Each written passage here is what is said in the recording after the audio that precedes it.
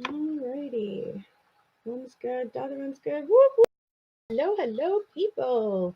Welcome back to my channel, True Stories with me. I hope you guys are having a great day. I have a fun little announcement to make at first here, but cheers to our coffee. Mmm, love that hazelnut. Oops. Hello, Beth. Hello, Tanya. Hello, hello. Much love. So I totally wanted to share my find of the week. We're going to call it that, find of the week, okay? so, um, y'all know how much I like Party Light. You know I used to sell it, right? So it's always awesome when you can come across a piece at a garage sale. So I went to a garage sale over the weekend. I wanted to keep the price tag on. I already washed this, but I very carefully washed it so as not to get ruin this price tag. How much do you think that was, right? Before you really even see it. You're not going to believe it. You're just going to be like, seriously? You ready for it? $1. $1.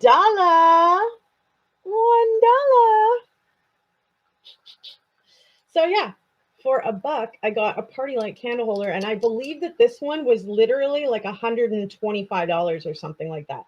So of course I have my Party Light candles, right? And I'm just feeling like I want to uplift my mood and I want to use my candles. And these ones smell like cherry orchard. So yummy. Oh my goodness. So we're going to put one of these babies in here and we're going to light it up.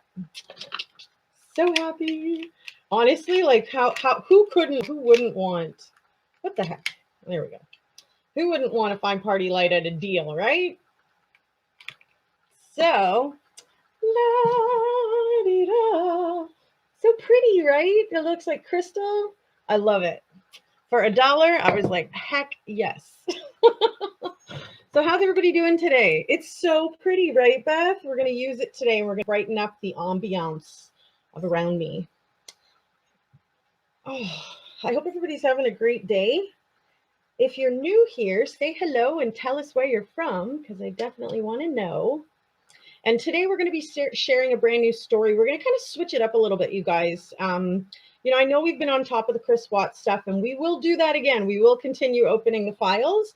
But what we're going to do today is we're going to have a little bit of a switch of switch pace. We're going to go on to a new story, basically, is what I mean. So I don't know how many of you guys have heard of this story, but it was just riveting when I heard about it. Now, thank goodness I already know the ending, so I don't really want to ruin it, but that's what kind of makes these stories, these true stories, so much fun to tell, especially if it's kind of a good one, right? So what we got here. So today we're going to be talking about a gentleman who's this isn't his first name, but it is the name that he was given. His name is Benjamin Kyle, okay? Benjamin Kyle was an alias, though, chosen by an American man, who he had like dissociative amnesia. So on August 31st, 2004, this is kind of an older story, folks. At about 5 o'clock in the morning, a Burger King employee in Richmond Hill, Georgia, found Kyle unconscious, sunburnt, naked behind the dumpster of the restaurant. He had 3 depressions in his skull, and he appeared to have been, caused by blunt force trauma. He also had red ant bites like all over his body. After discovering him, employees, of course, called the emergency services, EMS. They took him to St. Joseph's Candler Hospital in Savannah. He had no identification because he was found naked. He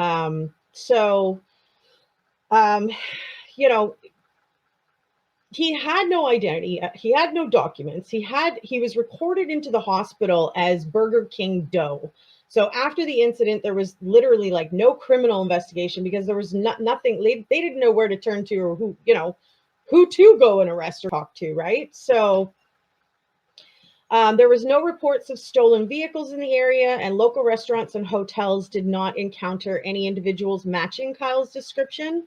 2 weeks later, he was transferred to Memorial Health University Medical Center, where records state that he was semi-conscious. After waking up, he was asked for his name by hospital staff. He remembered that it was Benjamin spelled out with 2 A's, but could not recall his last name. He came up with the surname Kyle from his police and hospital placeholder name. He had woken up in cataract and with cataracts in both eyes, which were not fixed until 9 months later. But that was charity raised money enough to pay for the operation. Upon seeing himself in the mirror for the first time, Kyle realized he was around 20 years older than he thought he was. Kyle believed he was passing through Richmond Hill, Georgia on either US Route 17 or Interstate 95, which is very popular, right? In late August 2004. He may also have been on the road because of Hurricane Charlie, which had hit earlier that month. So after being released from the hospital, which he spent like a lot of his time there, several years, you guys, between the Grace House Men's Shelter and hospitals, in 2007, while at the J.C. Lewis Health Center, he met a nurse who first inquired about his past, but literally nobody knew who this person was. Dr. Phil had picked up this story, you guys, and I mean, they literally had what you would kind of describe as an auction for this man to try to figure out who knew him. They had placed things into the newspaper. They had him on the news. They were looking for anybody who knew who he was, and nobody was coming forward. Even Dr. Phil couldn't get anybody. Nobody was coming forward to help and say, this is my loved one or whatever, right? Which is just like shocking, right? But I guess in this day and age, not everybody necessarily has cable and stuff, right? So they wouldn't necessarily even be seeing the news, right? However, I thought it was just shocking nonetheless, right? So in March of 2011, while the nurse had eventually actually taken him in, she had wanted to help with Kyle's identification, figure out who he is by gently sort of coaching and trying to figure out who he was, right? So in March of 2011, Kyle was approached by Florida State University College of Motion Picture Arts graduate student John Wilkstrom. Kyle moved to Jacksonville, Florida, traveling on foot in order to be filmed for the documentary in 2011 with help from the Florida State Representative Mike Weinstein. Kyle was able to obtain a legal government-issued Florida legacy ID. So I just want to tell you guys what they did to try to figure out who this man was. So there were a number of major efforts to identify Kyle by matching his fingerprints or DNA that was stored in various databases. All of their efforts included these: fingerprint comparison to the FBI National Crime Information Center, NCIC database of offenders, fingerprint comparison to database of military personnel and government workers, Y-DNA test done through the Center for Human Identification and the University of North Texas Health Science Center, Fort Worth, Texas. They also did a Y-DNA test for genetic genealogy through Family Tree DNA in Houston, Texas.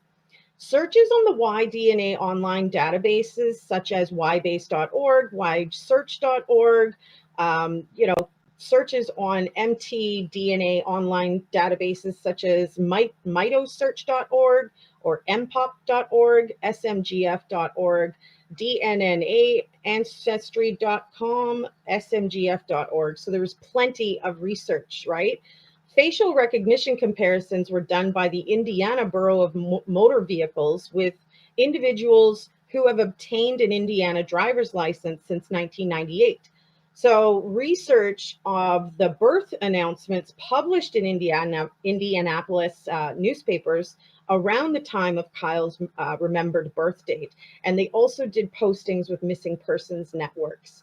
So I'm just going to jump back a little bit from the 2011. So July 2009, a search was being made by the United States Department of Veterans Affairs for Kyle's Vietnam draft registration based on his birth date and his physical characteristics, When the draft lottery was first implemented on December 1st, 1969, Kyle's possible birth date was August 29th, 1948, would have given him a priority number of 61.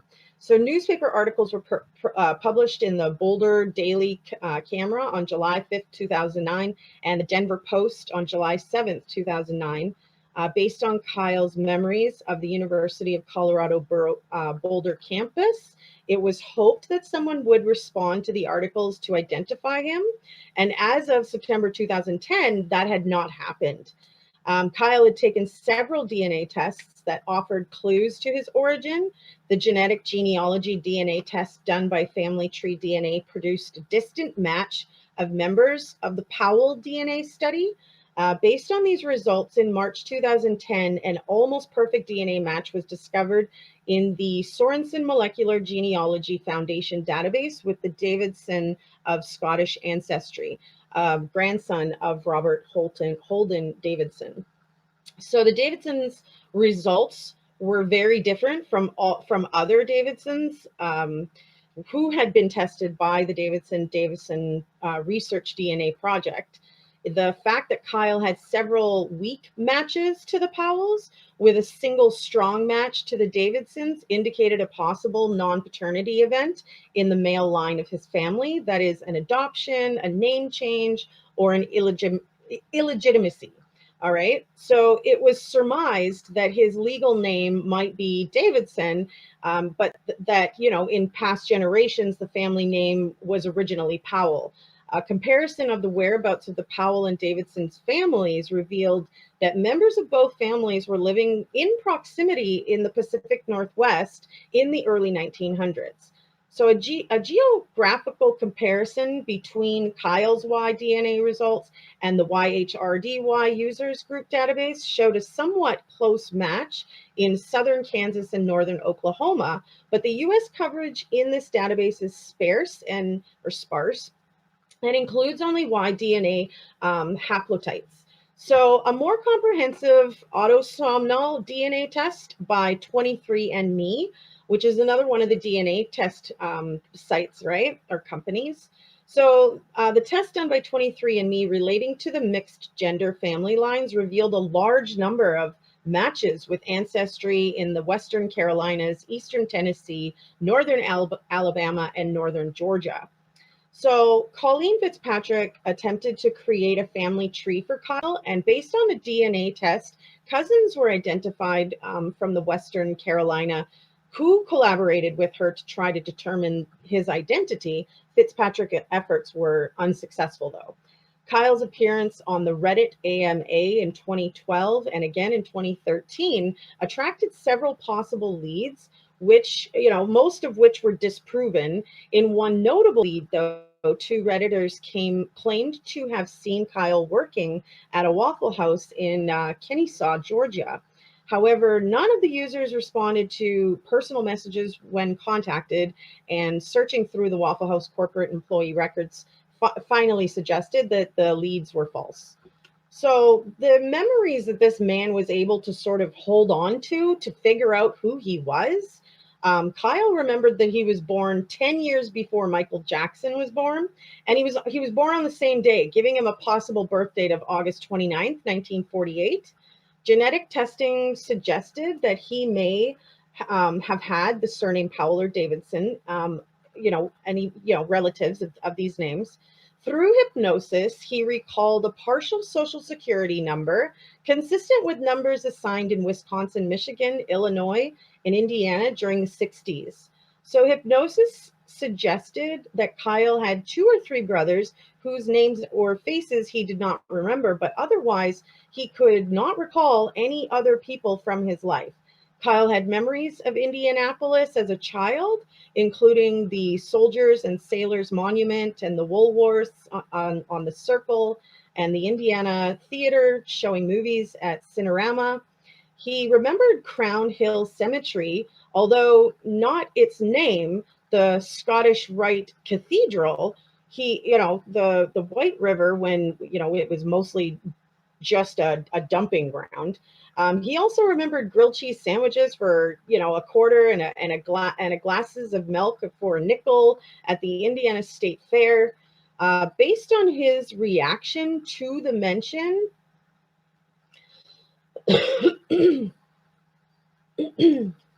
sorry guys, I want to say hi to everybody, and I don't want you guys to feel like I'm ignoring you, but I definitely will keep reading this. Just salut Fouad, je peux pas parler français quand je suis live, désolé, parce que pas tout le monde l'entend puis comprend. Okay, Mary, hello, Chica, Jody. Yeah, no, this is kind of a shocking story, right?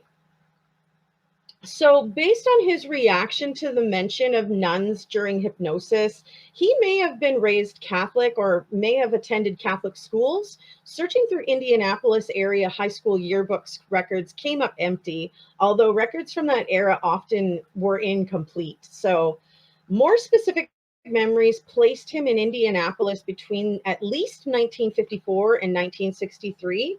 The earlier date is based on his recognition of the Fountain Square Theater, but not the Granda Theater in the Fountain Square area of town. The Granda closed in the mid 1950s, and the later date is based on his recollection of the 2% retail sales tax that was enacted by the state of Indiana in 1963. And that the popular WLS Chicago radio station disc jockey Dick Biondi left the station that year over management issues. So Kyle also had memories of being in the Denver metropolitan area. He had detailed memories of subscription to the University of Colorado Burroughs Norland Library. He had a restaurant and institutions membership or whatever.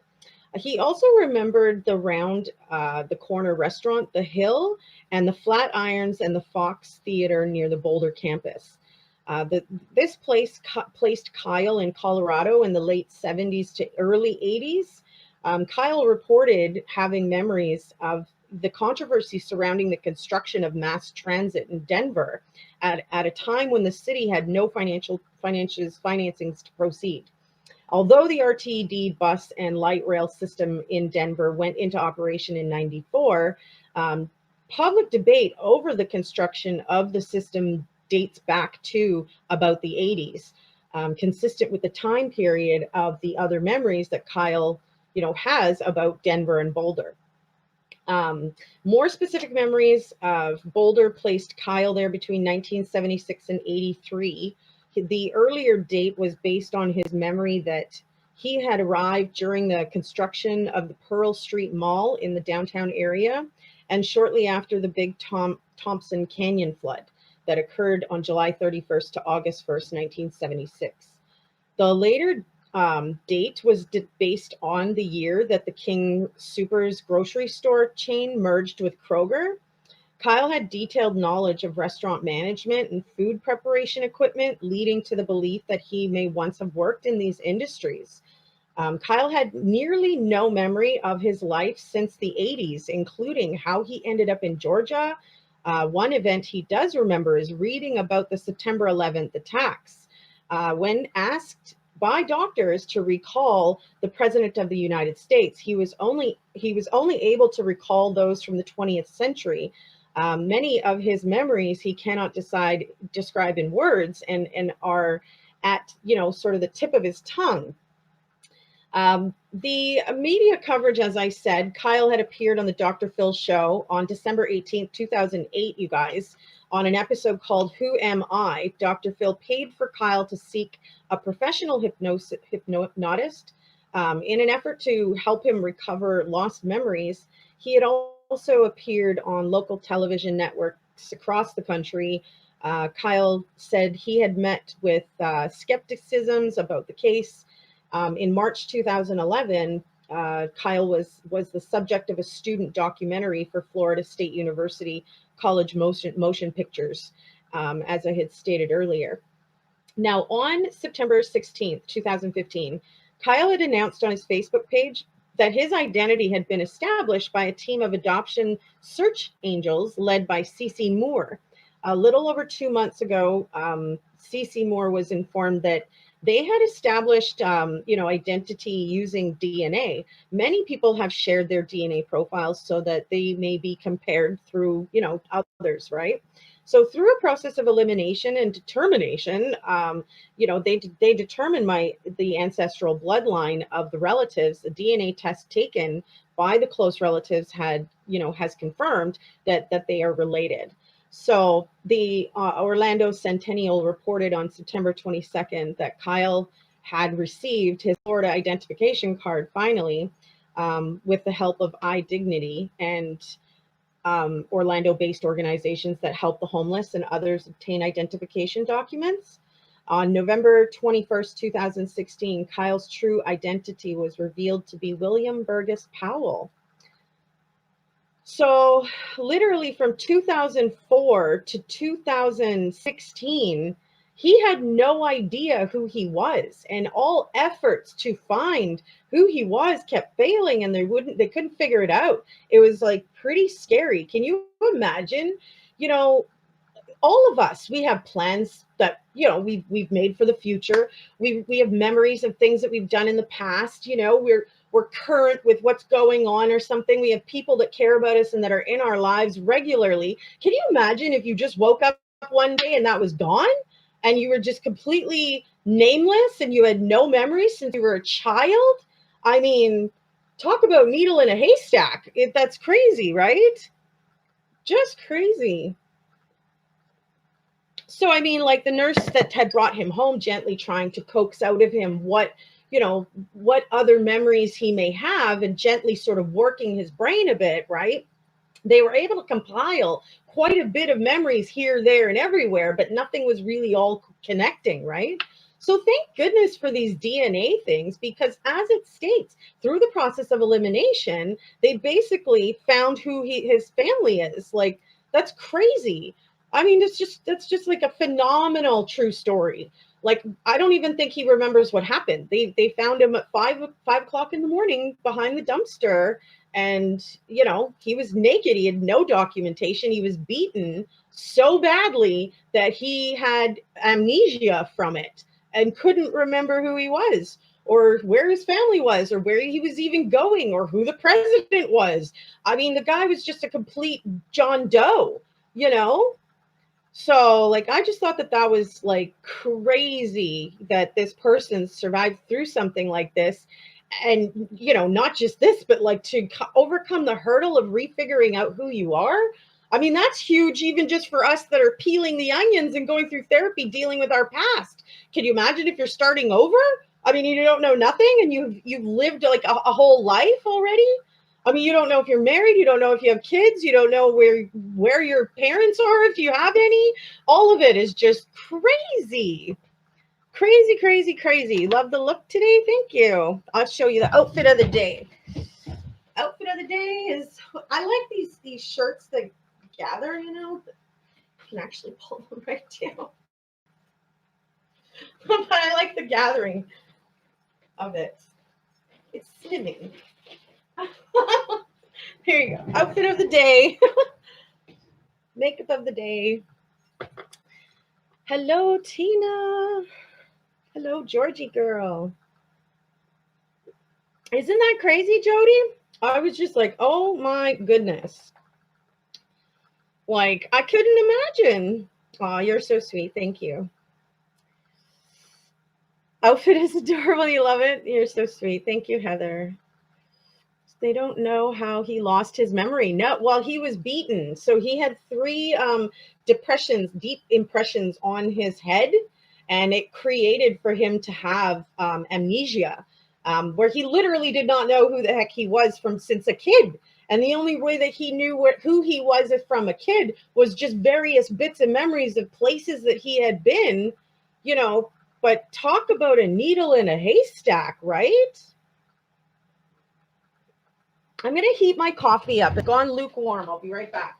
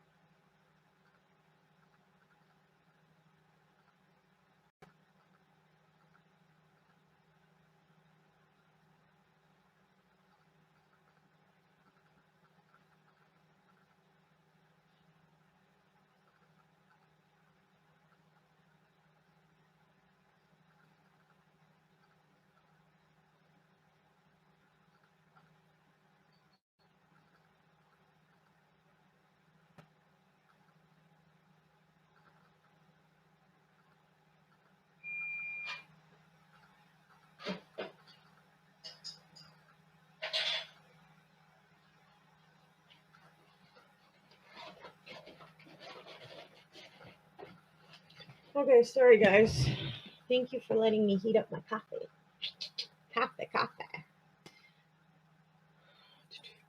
Tina, my sister's ex beat her so bad she woke up not knowing. No one had to learn how to use a knife and fork again. Oh my gosh, Tina Kelly. That is so scary and so wrong. Wow, about 12 years ago now. So has she actually rebuilt up um her abilities now? Oh, it's hot. I had shared with you guys a story. I'm still friends with her on Facebook, actually, for Molly Wright. Her and her partner were in a brutal vehicle accident that left her, you know, having to relearn how to walk and talk and eat and use brushes and do stuff with her hands and her legs and stuff. And I mean, she literally started all over as well. Those are just heartbreaking to me, you know?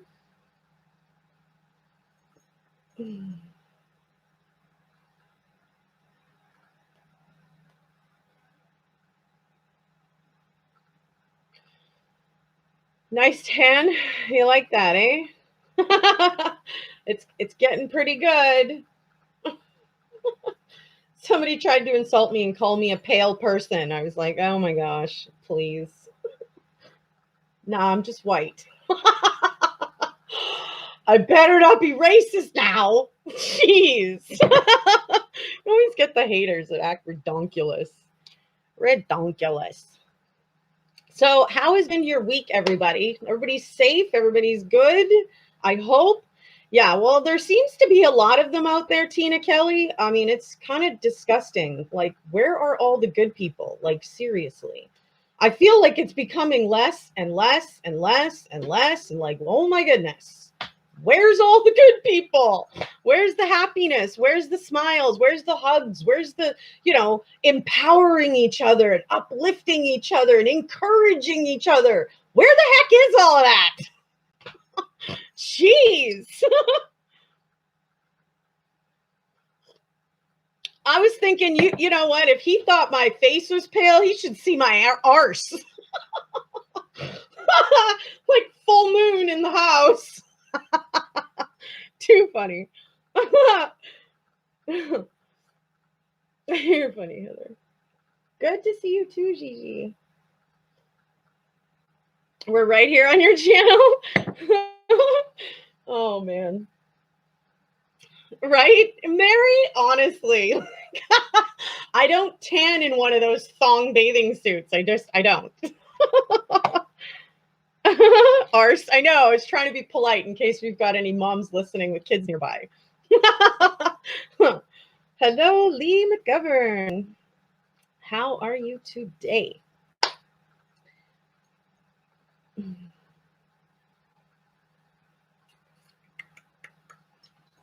Where are we at? Half hour. I should make this a little smaller. Already small, Sherry.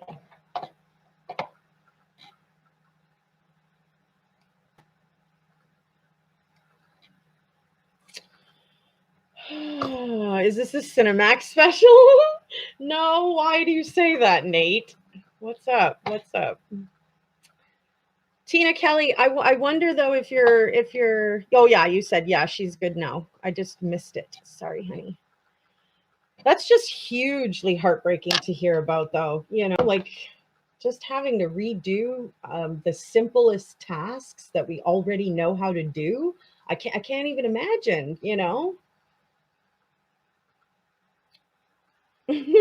Why do you say Cinemax special? What the heck? Please explain. Love hot, warm, hot coffee. Yeah. Hello, Timothy. How are you?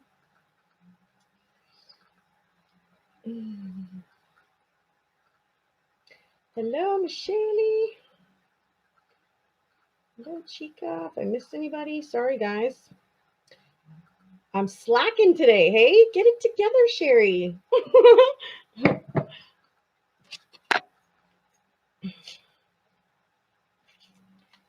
I'm listening, trying to brew coffee. Slowly moving today. Okay.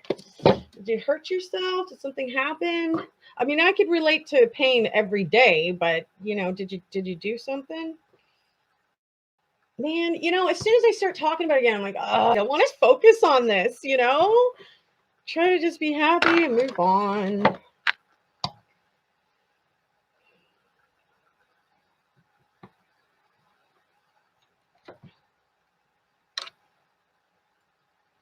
I wonder how many of you guys had heard about the Rodriguez family and the Anderson family, which were very, very similar to the Turpin family. Got to refresh your cup right about now. Nice. All the arse talk reminds you of Caged Heat. Okay. Sorry, I probably have not seen that. I'm sorry. I'm just loving this candle, though. It's so pretty. I love the way it twinkles. Twinkle, twinkle. Party light candle holder for $1. That thing was like over $100. I'm like, yeah, baby. Find of the week right there. Totally.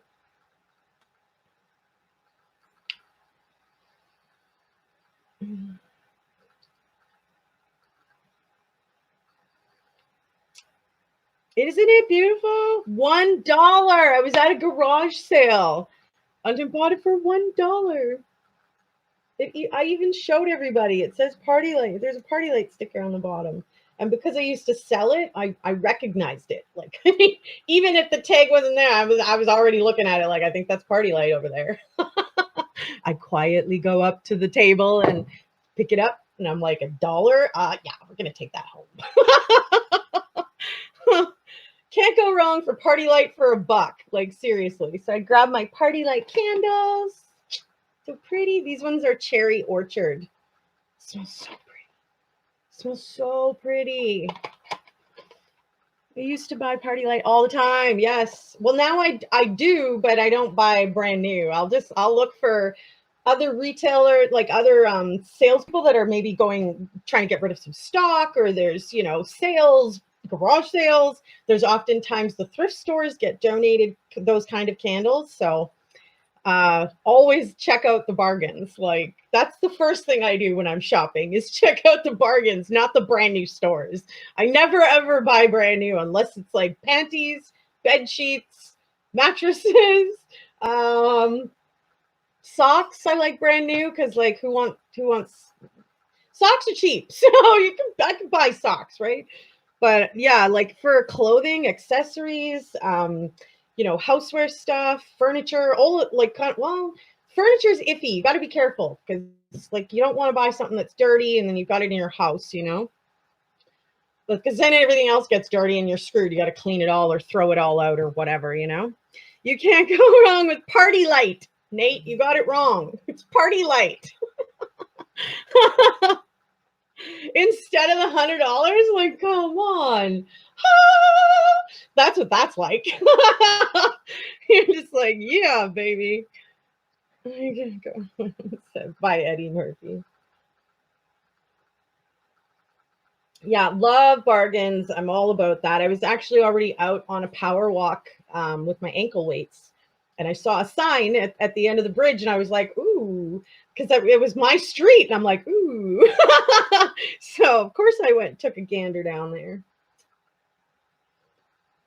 No PST or GST. It's just a straight cash at the garage sale. I don't know if they do garage sales all around the world, but it's just people that are selling things they don't want anymore. They put it out in their yard on tables or on blankets on the ground, and people come around. You put up a sign, on a main road or on a couple of main roads so that all the traffic will see it, and then they come and look at the stuff you have for sale. Usually it's very, very reasonable prices. But you do, every so often you come across the garage sale that wants $50 for like the used cabinetry that is falling over. You're like, no. But yeah, there is a lot of deals. You just got to look for them and you got to want to take the time. Some people don't have the time, right? Like if I'm in a hurry for something quick, I might have to go to a normal store to buy it quick because I know where to find something right away. But it depends what it is, Not in the UK. You guys don't have garage sales? Geesh. Girl, I bet you could start it and then you'd be making money. You should start something. Let them know. That's a thing. You get great yard and garage sales in North Carolina. Nice. I figured the US did. You bought a VCR for $8. And you found the remote on eBay. That happens to me all the time, but usually it's two different thrift stores, Nate.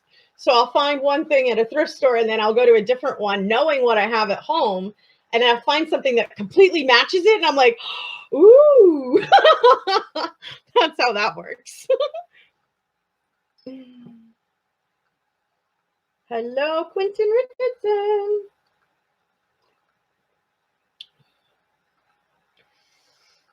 Richardson. Tina, what are you saying? No. Oh, no, you're not allowed or something or what? Like, I don't know. You guys have yards and stuff. Why is that? Maybe it's a legal thing. Like, I don't know what the laws are like in the UK as far as garage sales go.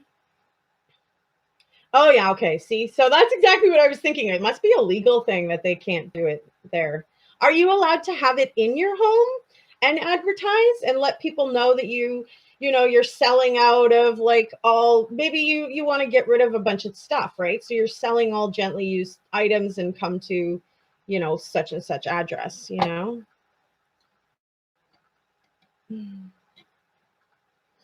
Thank you so much, Chica. Much love, girl. Okay, moving right along. But I wonder if you're allowed to do that in your home. I know that there's people that do that here, but they usually hold it in their garage, right? So the door is open for people to pull up and come and walk around. Most people do that though if they aren't sure on the weather, if maybe it's going to rain. So, they'll have like a closed area set up so that in case it starts raining, they can bring everything in pretty quick,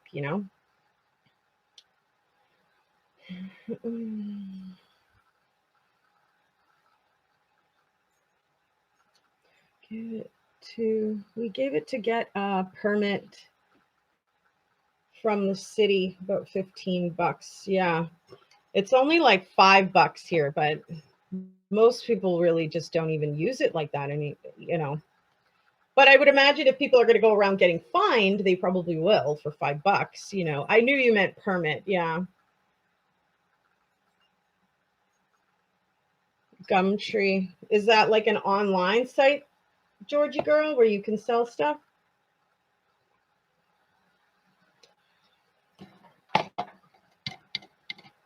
If you guys are enjoying the chat, give it a like. I appreciate the thumbs up as a support.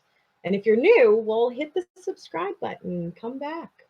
We do this every week, Tuesdays and Saturdays, 2 p.m. Central Daylight Savings Time. So for sure. Hey, Shady Lady.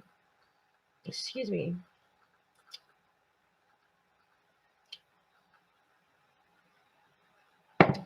I wonder if the UK has like marketplace and stuff like that where you can list your items that you want to sell online, Thank you for the thumbs up. You guys so totally rock. And I got a hello, sister, but I missed it. I was reading.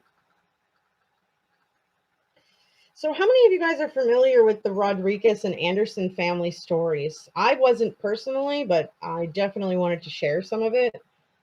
Not letting strangers into your apartment. New Jeffrey Dahmer. You're cute. Yeah, no, I hear you, Nasty Nate. I didn't necessarily mean apartment owners. Homes, you got garages and stuff. It's not really in your house, Pug Mama, what are you talking about? This is our regular live show, girl. No extra here, just me.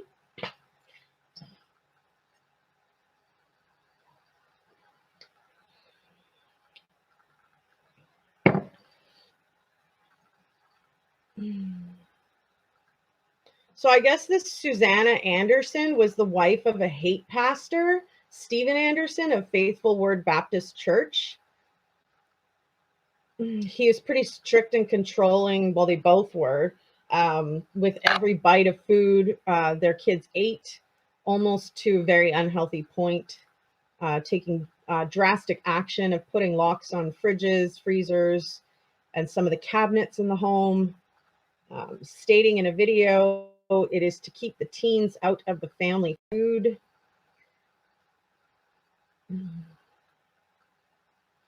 This woman had also shared another of her weekly shopping trips of the menu of meals for the last week. And, you know, it was impressive how cheaply she managed to feed the family. But that's until you realize, you know, two things. If you look at her weekly menu, you will see that these are meals that are almost entirely high carbohydrate foods. It's a lot cheaper to feed carb heavy rather, you know, than a balanced mix of foods recommended by the USDA food service program. Um, that's why, you know, many public and private schools refuse to take part in the food program. It's sometimes expensive and met to meet the nutritional goals. Great way to set someone up as a pre-diabetic or to make them insulin resistant. It's, you know, what else is expensive? You know, only eating organic. It's quite costly, and benefits, you know, has not been completely established yet on all items. So she, you know, this woman would do better to skip the organics and reduce the amount of carbs she's feeding. And second, that it is severely restricted and controlled diet that does not factor in differing issues like older teens needing more calories while she and her husband needed less. In all quiverful families, there seemed to be the thing that daddy eats whatever he wants in whatever quantities he deemed fit, even being plump, while the kids looked like scarecrows, which of course leads to the Turpin and Rodriguez family. You know, there's been a great deal said in the media about the Turpins eating pies and other calorie dense foods in front of their children to taunt them, a cruel starvation. But more than control, it seemed to be about punishment. But what about, you know, all those quiverful families? You know, we may not like what the, you know, Duggars fed their family on the shows, but no one looked emaciated or starved, and there was not a lock on the fridge that we could tell. I get that, you know, when you have to come up with, you know, meals for a, you know, big, large size family, things like nutrition might occasionally go out the window. You just want to get food on the table for the hungry crowd. There always seems to be weirdness around food in many quiverful families, you know, not just the Turpins or the Andersons. Someone on Reddit had these observations to say, comparing the Turpin family to the Rodriguez family. Um, they had commented, Turpin vibes from the Rodriguez family. The more that, you know, I think about it, the more similar they seem. Obviously, there are some major differences, but sadly, there's a lot of similarities. The Turpin family originally hailed from West Virginia. The Rodriguez family currently live there. Both families had 13 children. David is the name of the patriarch of both families. Both had awfully bizarre vow renewal ceremonies with all of their children in the wedding party and had them up on YouTube. Turpins have probably since been removed, but with the whole Elvis thing through the Turpins, you know, were probably worse than the Rodriguez. Both moved around a lot, possibly to evade CPS scrutiny. The Rodriguez in their RV and the Turpins from West Virginia to a couple of different locations, Texas, Paris, California. Both J-Rod and Louise Turpin were teenagers when they married their 20-something husbands, 20-something plus year husbands, right? The oldest boy in both families is the only one to have attended any college, although Timothy Rodriguez is far better off than Turpin's son, number one, is Timothy got to go cross country, whereas Louise took and picked up her son every day. Almost all of the children in both families are emaciated, and it is, clear that the dads never missed a meal. The baby in both families is not only appear healthy. In the Turpin's case, the baby girl was the only one not suffering from malnutrition. Louise Turpin reportedly told people that she wanted her family to get their own reality TV show, the way J-Rod parades her family around, stalking the Duggars and semi-famous fundies associated with them. It is easy to assume that she had the same deluded goal. Louise Turpin and her husband used restraints on their children as a form of control and discipline. While we don't have proof that the Rods do the same thing, we do know that they are fans of and acquainted with the Pearls, master of the infamous blanket training method. We have also have proof of the RV's baby cage. Both families were homeschooled. Neighbors of the Turpin family, after the arrests were made, recalled the Turpin children digging through trash for scraps. J-Rod herself made a comment that her children got the ice cream container out of the trash so that none was wasted. The times that the Turpin's family did post on social media were when they were traveling with their kids and trying to look somewhat like a normal family, Disney trips in Grand Canyon. J-Rod posted to social media a lot more, obviously, but it is, always the same kind of trying to be impressive, attention grabbing, and, portraying a perfect family. While David Turpin, apparently an engineer, i.e. more qualified, than David Rod, it seems he had bankruptcies and financial troubles like the Rodriguezes. He seemed to have difficulty financially supporting his family. The oldest Turpin daughter supposedly only had an equivalent of a grade 3 education. The youngest children had little to none, yet all could recite huge passages from the Bible. J-Rod, too, seems to focus more on Bible education than core subjects. Also, I can't imagine her really successfully giving them all a well-rounded academic education in the RV or anywhere else for that matter. We also suspect that Timothy may have flunked out and just didn't move on to college because of finances.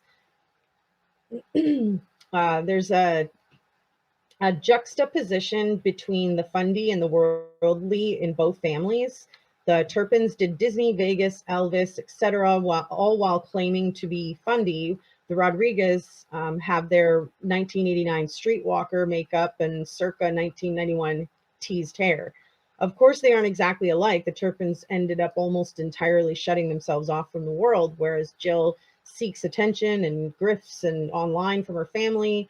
She also seems to be close to her family, while Louise was estranged from hers due to childhood abuse. Although the Turpins didn't seem interested in marrying off any of their children, that seemed to be a priority for the Rodriguez. So if you're not familiar with the Rodriguez family, they lived in West Virginia and spent many long days traveling around the world, and the revival and low-level conference circuits. They hankered to be the Duggars, following the Duggars and the more famous Quiverful family around. Jill is constantly posting videos and photos of her family.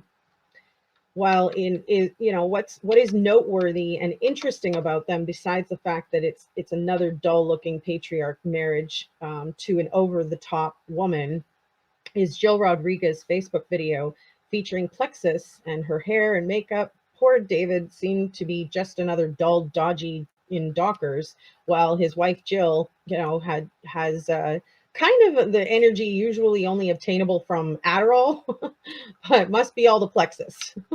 They have a large brood of children, and the children appear on their blog and in their Facebook feeds emaciated, while Father David clearly, had never missed a meal. This extremely, control over issues of feeding the children seems to be pretty pervasive and Quiverful. Worth watching in all of the families. But crazy, right?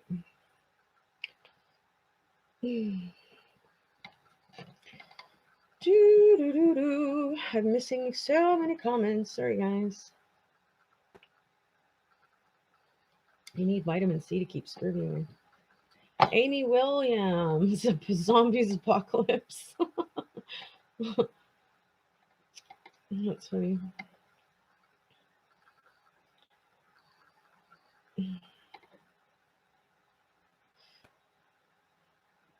You have car boot sales? That's pretty cool.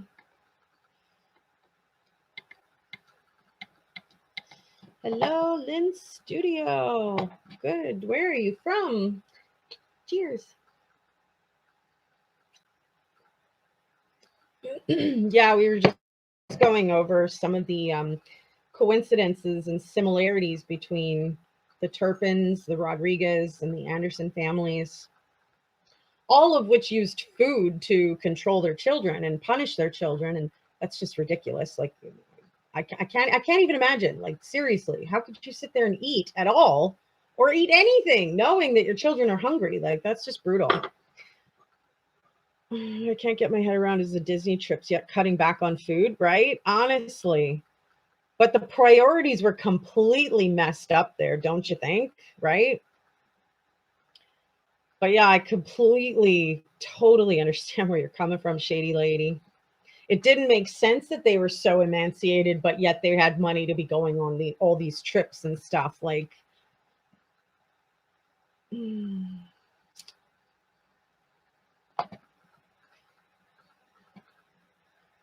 no, I am not Amy Williams. Yeah, I think if you're, Mary, I'm reading this comment of yours here. We had spaghetti quite a lot growing up with 7 of us in the family. I think that that's normal, right? If you have a large family that you're consistently feeding, you are going to go for, the more affordable meals because feeding so many more people. Like, you have to think about that, the factoring in the cost, So, I mean, it's completely understandable. Even, this person was stating, like, you don't have to necessarily throw out all, caution to nutrition with, with a high carb diet, but you can, mix it up a little bit, right? And like, knowing what's in season will also tell you what's on sale, what's cheaper and stuff, because there's so much more of it. They need to get rid of it. They're going to lower the prices. Summertime is often a really good time to stock up on grabbing your fruits and veggies. You can dehydrate them. You could freeze them so that you have for the winter, right? If they're so much cheaper in the summer. Fruits don't go bad in the freezer. Like, I have cut up so many pineapples and in chunks, and I just put it into, like, I had kept another, like, a raspberry frozen fruit bag. So I put all the pineapple in that, Yeah, I'm sure you guys still ate well, but it's normal to have kind of a higher carbohydrate if you're feeding a lot more people, right? Pastas and pizza sauces and stuff like that are very inexpensive, right?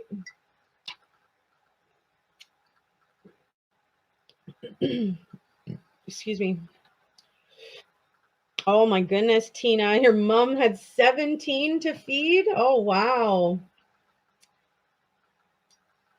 Coffee's almost ready, Gigi. Lee McGovern says Dick Turpin? Like, what? What are you talking about? We're talking about the Turpin, David Turpin. Anyways, Yvette. Oh, she's not talking to me anyway. That's okay. The Turpin guy was a pumpkin pie haircut. You're funny, Nate. Sheesh. For me, I don't really care what people look like.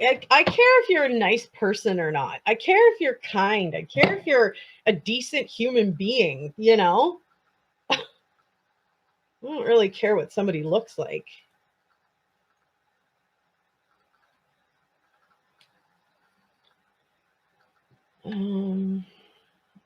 Knowledge check. So we did just discuss a couple of different topics.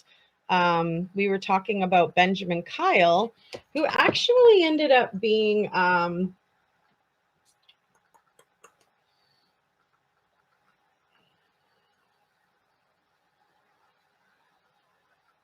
excuse me. Pardon me. Sorry, guys.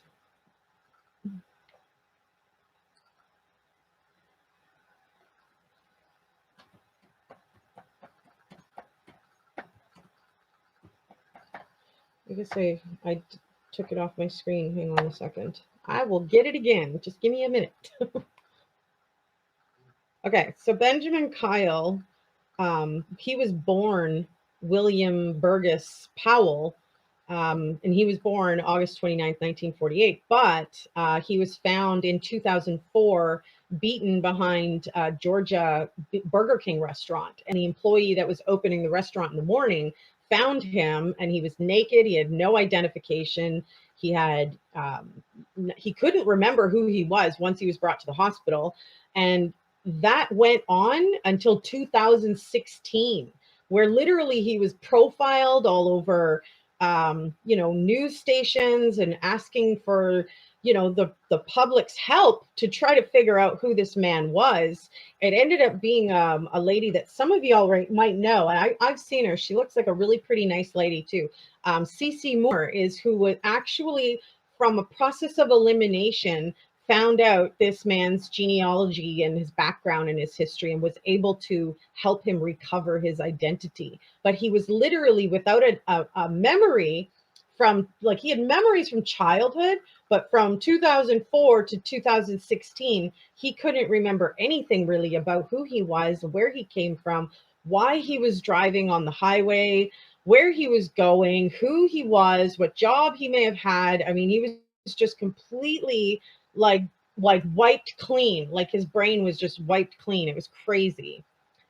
So that's quite a long distance of time, 2004 to 2016, to not know who you are, not know if you have family, if you have kids, if you were married. I mean, if what kind of career, isn't your work looking for you? Like, I mean, it's just, all of it was just shocking.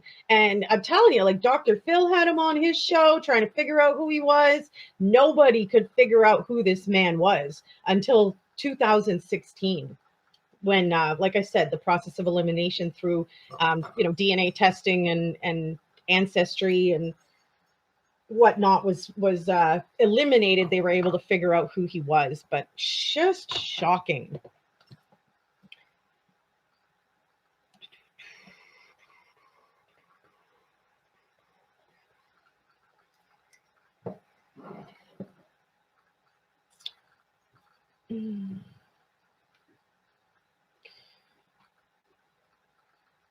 What's wrong with packing up sandwiches and having trips to the beach? Surely it would be cheaper than Disneyland with having lots of kids. Absolutely. But I mean, somebody once brought up a good point, is that they lived in Paris, California, which Disneyland's not far, isn't it? In that same, I'm gonna look that up.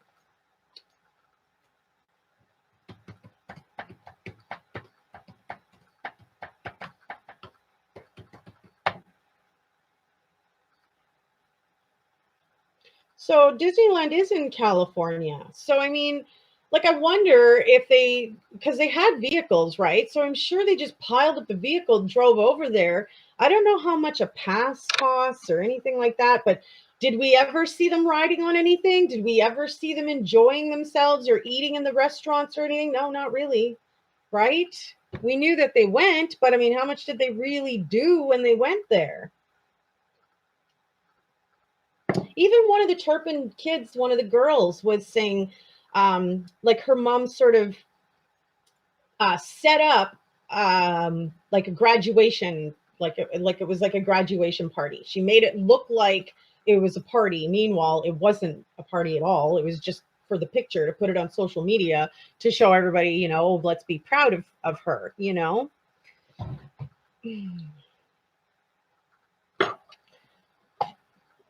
Um,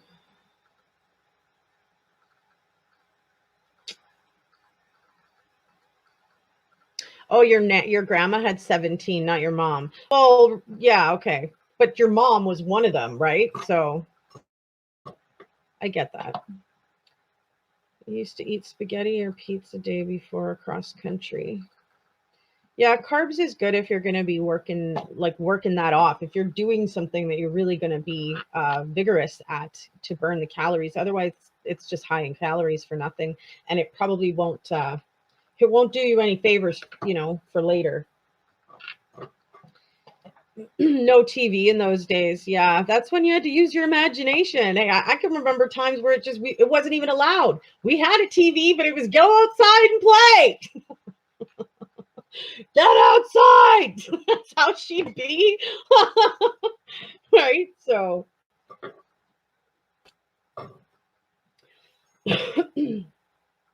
there were 10 of you, Gigi.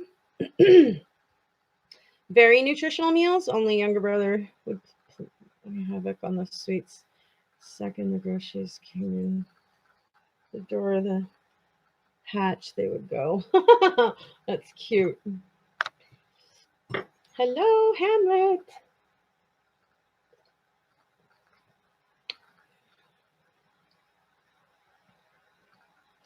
Yeah.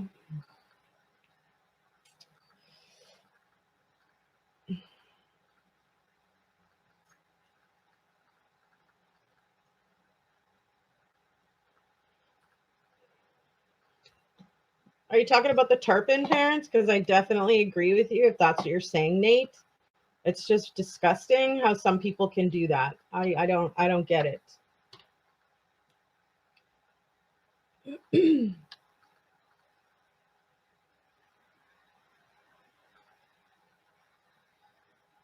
Yeah, well, sugar will give anybody a meltdown.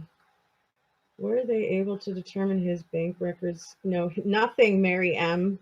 History once they knew who he was and stuff like that. Well, of course, once they knew who he was, they were able to determine all of that stuff. But in order to get to that point, I mean, the FBI, all high up agencies that deal with this kind of stuff, everybody was helping to try to figure out who this guy was, and nobody could figure it out. Not even the DNA. They didn't have enough of others' DNA in order to even check against it, kind of thing. Or what they did have, they did check and it didn't match, you know?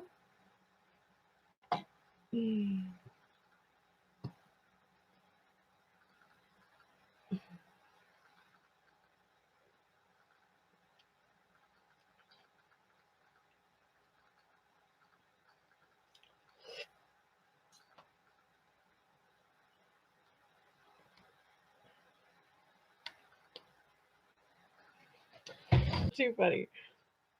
Well, when I meet you, I'll give you free. Oh, well, don't say that online. Someone will squash that real quick.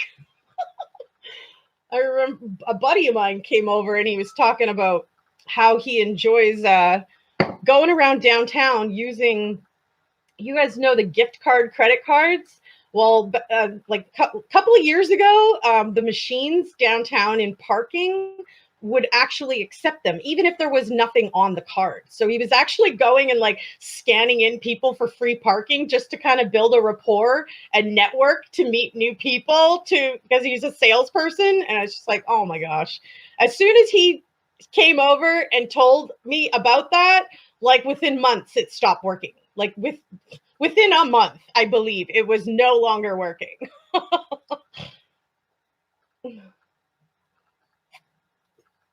Well, I don't know if it would work like that, would it? I don't really know how that works. But it's only $8, $8.99. Sugar Shine, what's hilarious? Oh, I just watched through my neighbor's window. You can read lips? I actually can too. You'd be surprised how many people you will notice that actually know that they turn away because they're talking about you, which is obvious. It's very obvious when that happens. Or they do this when they're driving by, or, like they're covering their mouth when, it's very, very noticeable. I pay attention to details like you would not believe, though. I notice anything that's off, anything and everything. I'm like, oh, that's different. Wonder what that is. Um, oh, you just need username. Like sports are okay. Like I like basketball a little, but yeah, I don't know. I think I'd probably get into sports if I had a partner that liked sports, because sports isn't my go-to thing. Mine's more like spas. Wrong S. Too funny. Sugar Shine, the gift card story. Yeah, it was seriously. And, I'm telling you, like within a month of him telling me about that story, it stopped working. Yeah, I heard the Raptors won the championship. Actually, everybody's been, talking about that. There's been Raptor parties everywhere, even in Winnipeg.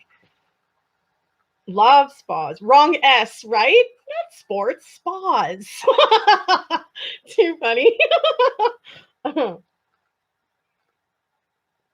Make a cheesecake for one. Yeah, that's a good idea. Then you can't go overboard, right?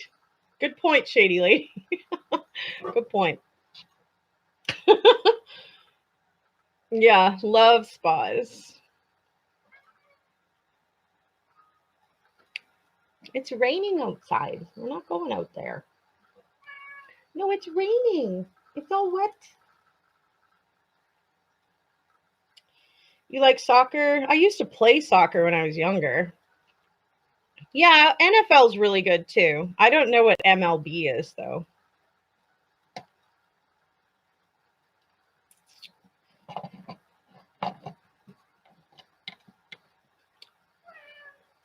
Oh, Major League Baseball. Oh, yeah, that makes sense. Yeah, I actually don't think I've ever been to a baseball game, but we do have it here in Manitoba because we have the Gold Eyes for a baseball team. Yeah, I'm kind of a sheltered person, unfortunately, Miro. Yeah, there's a lot of things that I don't know about. What's the new shocking story? So the shocking story I shared with everybody today was about Benjamin Kyle. He was the guy who was found in Georgia, beat up naked behind a Burger King restaurant. And so like the police came and, took him to the hospital or whatever, right? And he had amnesia from being beaten and had no knowledge of where he was going, who he was, if he had family, nothing. He literally didn't have it didn't get figured out until 2016. So the man literally did not know who he was for like a chunk of time, and he couldn't remember family members, if he had kids, if he was married. It was pretty shocking. Okay, Miro.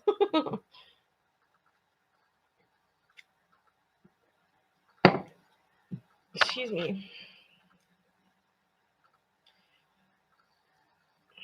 Yeah, no, it was pretty crazy.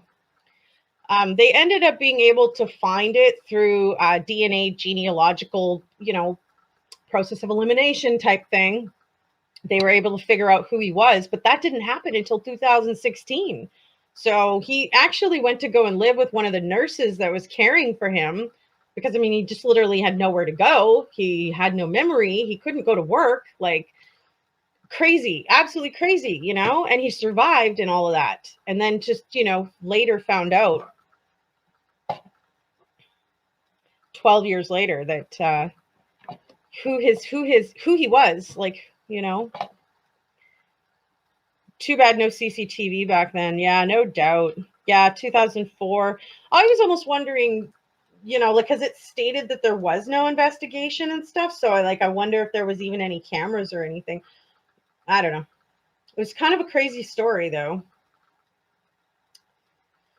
Yeah, I definitely should let you guys go to get some other things done. I'm probably just going to do a big salad again. I've been trying to not eat carbs or too many calories later at night. It's already 5 o'clock. Today at lunch, though, I had a big juicy burger. It was so yummy. So yeah, I will for sure, Miro. I promise.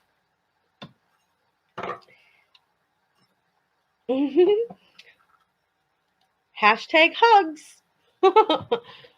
Yes, very nice talking. Yeah, I'm gonna go make my salad. I gotta take care of these kitties, and I got a few other things I gotta get done. So this has been fantastic hanging out, though. I love you guys. You guys know I love you guys.